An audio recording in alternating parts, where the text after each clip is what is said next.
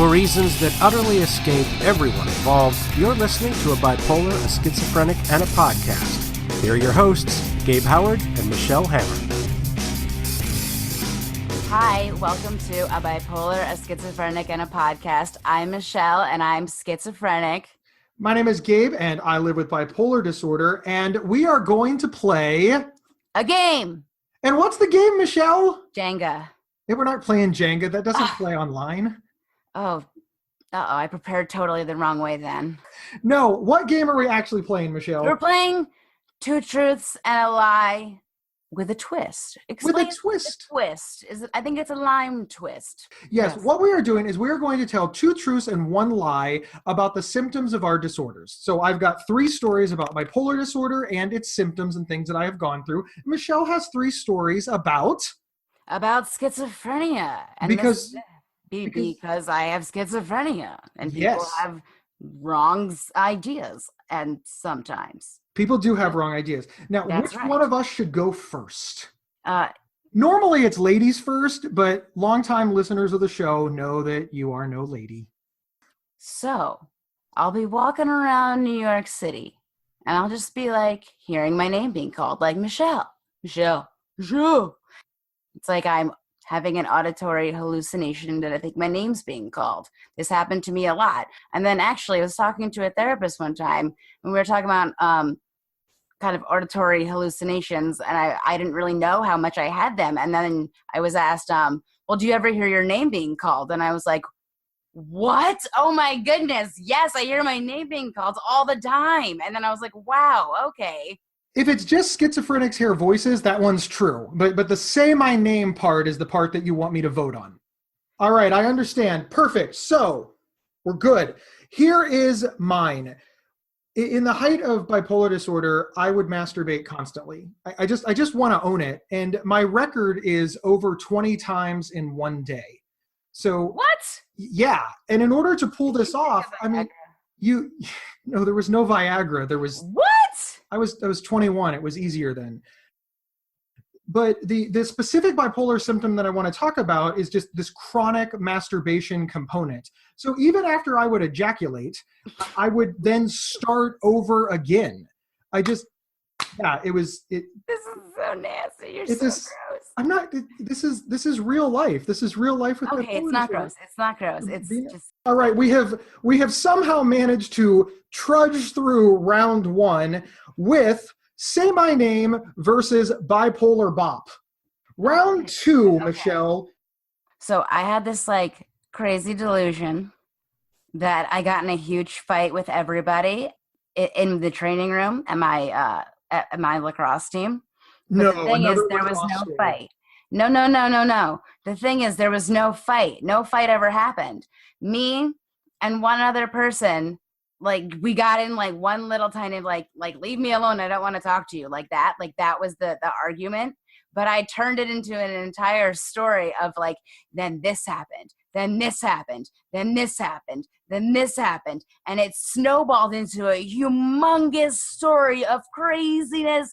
And I turned the story into, oh my God, how did this happen? This was the worst thing. How do I not know this? And all this happened, and I didn't even realize it at the time. And I called up my friend, and I told her all of this, and she goes, what are you talking about? None of that happened. It's not the delusion that you're talking about. It's a small kernel of truth that you've exaggerated in your own mind and blown out of proportion. So blown out of proportion that it's so much never happened. I made the entire thing up myself.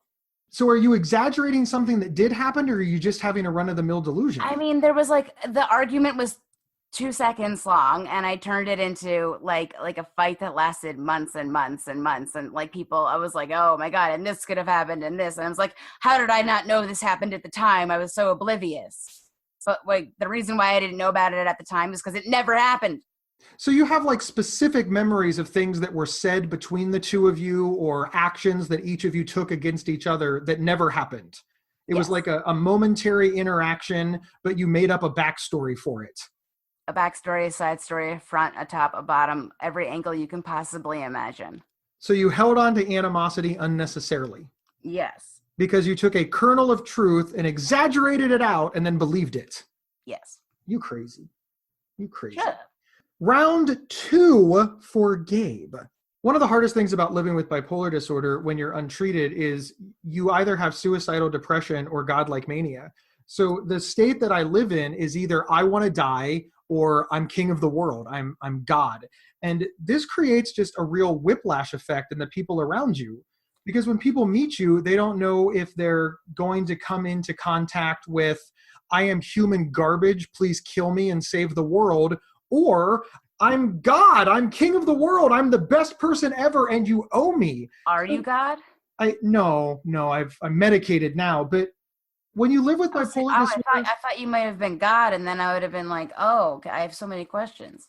So you, if I would have said that number 2 was being bipolar makes you God, you would have thought that was the true one? Yeah, totally. Wow, you are not good really. at this game. I'm good. This game is, I'm the best. Focus in. What I'm trying to say is when you live with bipolar disorder and you're untreated, there's only 2 options. And those 2 options are you want to die or you're the king. So it really is the difference between being like the biggest narcissist superstar that you can think of versus being just the most worthless person on the planet. That is how my life went for many years until, I was diagnosed and I got help. So round 2 has concluded. We have exaggerated memory versus, I need a cool name. You should name my story. Heads or tails? That is an excellent name. I can't believe you thought of it so quickly. All right, Michelle. I'm slick. You are very, very slick, especially when we have a great editor. Round 3. Okay, so there's Michelle, right? But then there's Hammer. Hammer is one crazy motherfucker. She be running around all over the place, doing this, doing that, doing things you don't even know. But then there's nice Michelle, who's just like chilling, having fun, loving life, whatever. But it's basically the 2 of us, and we all live together, and it's a lot of fun. Well, this is the first time that you've talked about this on the show, being, schizophrenic. A lot of people know some of your more bizarre behavior, like yelling, suck my dick in a crowded room, for example. And I did not do that. Right, but that was. Did I really do that? Yeah, and I mean, this really did that? Yeah, this is part of living with schizophrenia, though. You don't know what the other person does. Well, is it a person or a personality? Like, what would you call that? Your other, I don't want to say persona because that makes it sound, the other part of you? The uppity up. So in your mind, you have Michelle and Hammer, and when you're Michelle, the other one is called the uppity up. The uppity up, the crazy. Is Hammer available? She might be more articulate. Maybe I should try podcasting with her. Is it a her? Not a good idea because she'd say this is boring and get the hell out of here. That's what this Michelle says. No. Yes. Okay, so we are going to call this one Sybil. Do you get that reference? I'm too young. But you knew to say too young, so the answer is yes, you get it. Okay, so round 3 starts with Sybil. My round 3, obviously we need a versus, and mine is bipolar irritability. Listen, sometimes the symptoms of bipolar disorder become so bad, and this is true even with me being treated, although less so, that I become agitated by the most basic things, the way somebody chews, the sound of somebody chewing, the way somebody walks, the way somebody looks, a color that somebody is wearing. And I don't mean I become irritable at irritating things like, a child screaming in the mall. I mean, these are like basic things. The way somebody drinks their coffee makes me angry. It actually causes a visceral reaction inside me that makes me physically ill. It makes me shake, and it makes me avoid the person at all costs. I have avoided people for days because of the way they wear their hair. And I just can't take it until I become more mentally stable and I can understand that just because I don't like their hair or I don't like the way a person chews or I don't like the sound of somebody's voice, that it's okay. I don't have to like it and I could still be mentally well. When I was untreated, this was horrible because I had no filter and I would start screaming at people to stop because they were hurting me. Now that I'm treated, I just try to remove myself from the situation, practice coping skills, etc. But irritability in bipolar disorder is very, very traumatizing. Really? It is. It's scary. It's scary to the person going through it. It's not scary to the people around you. If you're coping correctly, they don't even know. But it has certainly caused me to say to my wife, hey, we need to watch TV in separate rooms because I don't like the way your socks are laying on your feet. And it's that serious. Wow. Yes. So round 3 has shored itself up with Sybil versus Gabe gets annoyed at the most basic things.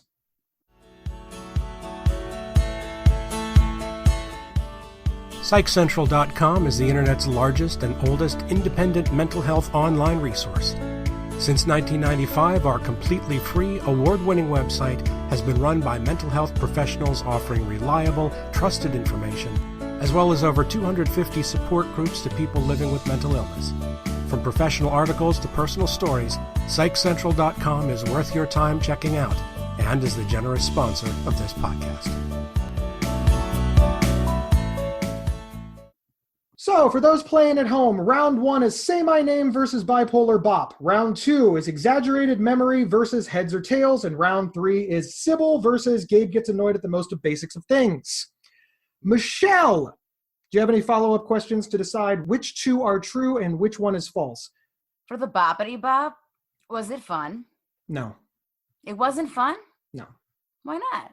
The thing that I want to say about bipolar bop and the quote-unquote chronic masturbation is it's actually a symptom of hypersexuality.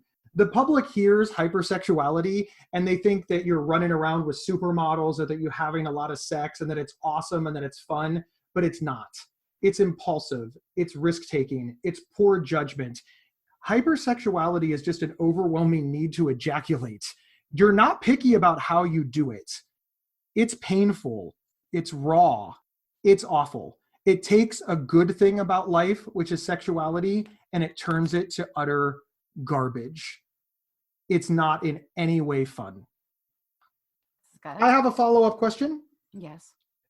For exaggerated memory, did this happen with other people? I mean, do you like think things of your family that weren't true? Do you think things about yourself that aren't true?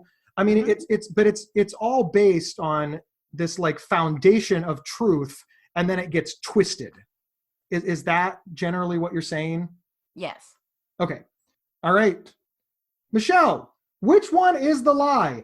Bipolar Bop, Heads or Tails, or Gabe becomes so annoyed at the most basic of things? Heads or tails? Yeah, that's a complete lie. I really want to fight so hard to make people understand that bipolar disorder is a disease that exists on a spectrum. So many people believe that bipolar disorder is just suicidal depression and extreme mania. They don't realize that you can be in the middle. And for my money, the middle is the most scary and damaging of all of the symptoms because you appear so quote unquote normal. That's when you get the job, start dating the girl, buy the house. You know, all of the things you lose when you become very symptomatic. And when you get really, really sick, all the people around you that could be helping you, they don't want to help you because now they think it's a behavioral problem. They're like, well, we've seen Gabe be good. We know that Gabe can do it if he wants to. This is what led my parents to punish me when I was symptomatic. My mom used to say that I was Dr. Jekyll and Mr. Hyde. She could not explain why some days I was this great child that she loved, the favorite, one might say. And then the next day I would just be god awful. And she believed, as did my father and the rest of my family, that it was a behavioral problem and they tried to punish this away. If I had never been quote unquote normal, but was always symptomatic, I would have gotten help faster. And that's one of the things that I want people to understand about bipolar disorder. So just because you're acting normal doesn't mean you're not sick. Right. It means that I'm momentarily not symptomatic. Right. That's all that it means. I completely understand that. You dig that? Okay, so I have a confession to make. Yes. I absolutely unequivocally know which one is the lie.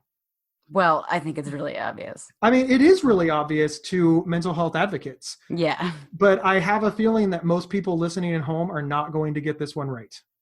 Really? Yes. The lie is that schizophrenia means multiple personality disorder. Yes. So many people confuse schizophrenia with multiple personality disorder. Actually, when we were at that conference, I remember I was sitting at at the table, I think I mentioned that I had schizophrenia, and actually a guy at the table goes, "Oh, like Sybil," and actually made that reference right to my face. So I was just like, oh, okay, so right to my face at a health conference, someone's gonna compare me to Sybil, but that's okay. But I mean, multiple personality disorder is now not even called that. It's called DID, dissociative identity disorder. So one of the most persistent myths about dissociative identity disorder is that people with it are schizophrenic, because they're actually not at all. Schizophrenia and DID are generally considered like synonymous with each other, when in fact they're two entirely different disorders, and there's no relationship between either of them at all whatsoever. But this persists because of pop culture, because Hollywood has put in our brains that multiple personality disorder and schizophrenia are the same thing, or dissociative identity disorder and schizophrenia are the same thing. Yeah, I mean, like schizophrenia means like schizo is to split, phrenia means the mind. So people just have like they don't know, like a split mind. That's, even the name doesn't make any sense, really. That is fair. And of all the mental illnesses, we did a show a few weeks ago where we talked about celebrities coming out with mental illness, but none of them have come out with schizophrenia. That's right. None of them have come out with schizophrenia. So I mean, the education is severely lacking. I mean, who's the celebrity with schizophrenia? Come on. Yeah, who are you? Come out. Show us. Michelle Hammer. I want to meet you. Michelle Hammer is the celebrity with schizophrenia. I'm not a celebrity, but you are a celebrity with schizophrenia. I want to meet you. Hit me up. Shoot me an email. I don't want to put my phone number on this podcast. Yeah, can you imagine the calls that you'll get? Michelle, it is always a pleasure hanging out with you. Is there anything that you would like to add to this incredible conversation about things that people misunderstand about mental illness? So I wasn't mad at the people at the health conference or the guy that said that to me, but if like people who are at a health conference advocating and trying to break stigma are going to be that misinformed, then just imagine how misinformed the general public really is. It really is true. It's why we need to have more education and conversations surrounding mental health. And it's why people like us have to remember not to get angry at people or saying stupid things, but instead to use our power and our platform to educate them. Yeah. Michelle, are you aware this is the very first podcast that you swore on? I mean, look, you made it into double digits before you dropped an F-bomb. I am so proud of you. If you liked our podcast, share, love us, like us, follow us, and subscribe on Stitcher, on iTunes, on Google Play to A Bipolar, a Schizophrenic, and a Podcast. Make us famous! Gabe's desperate. You've been listening to A Bipolar, a Schizophrenic, and a Podcast. If you love this episode, don't keep it to yourself. Head over to iTunes or your preferred podcast app to subscribe, rate, and review. To work with Gabe, go to gabehoward.com. To work with Michelle, go to schizophrenic.nyc. For free mental health resources and online support groups, head over to psychcentral.com. The show's official website is psychcentral.com/BSP. You can email us at show@psychcentral.com. Thank you for listening, and share widely.